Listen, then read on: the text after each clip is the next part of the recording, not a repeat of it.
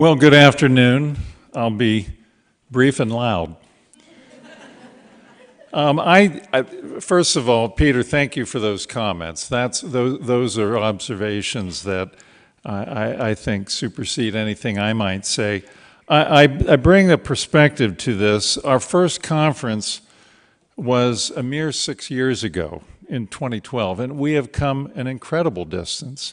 And when we think that the formal institution of ANFA dates all the way back to 2003, I'm astounded at the progress we've made in a decade and a half. So I'm quite optimistic for the future, and every 2 years, since that's our benchmark, our measurement, I have an opportunity to see how far we've come. I find neuroscientists are continuously ready collaborators with an absolutely sincere interest in architecture, and I think a clearer and clearer understanding of their real value to us. We architects, I find, are more and more taking cues from them. We're grasping the central importance of real scientific inquiry.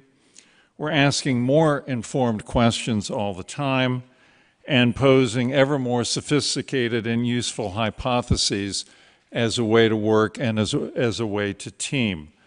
I had 2 pages of random observations from these 3 days, my own personal takeaways. I'm not going to go through all of those.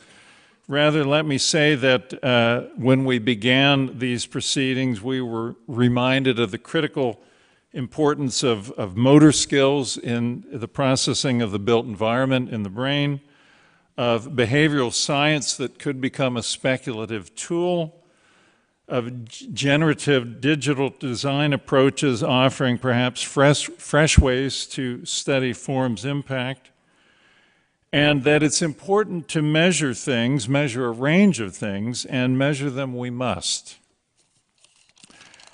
That brings us all the way to these last few very interesting sessions that we need to consider design for a youthful disabled population as well as for that very large aging population that is coming along.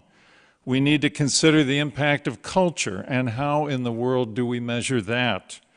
Urbanists are using wearable technology to collect data.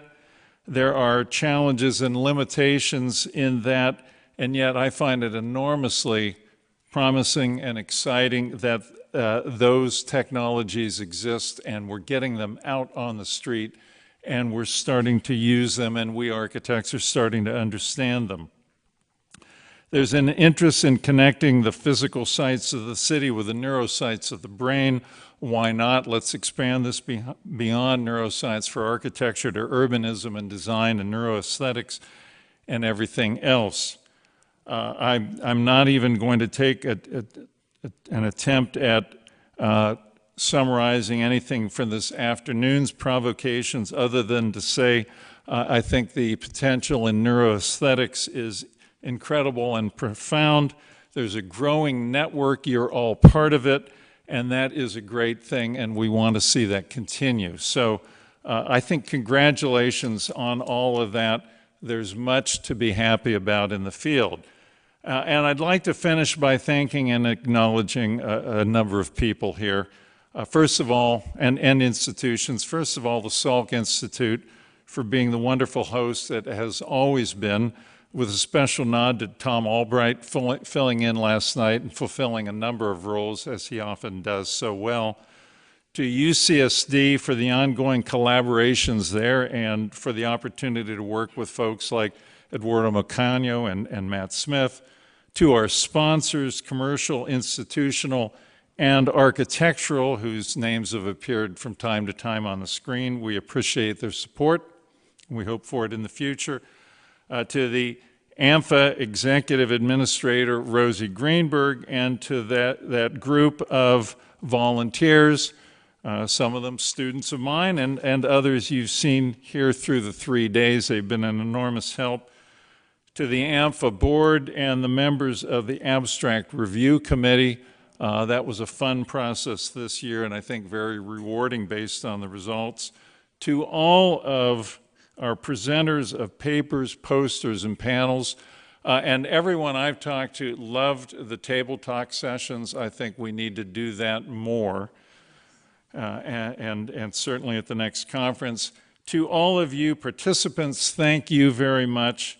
To ANFA President Steve Hendrickson, and we want Steve to come on up, and particularly to our conference chair, Fred Marks, thank you all for a job well done.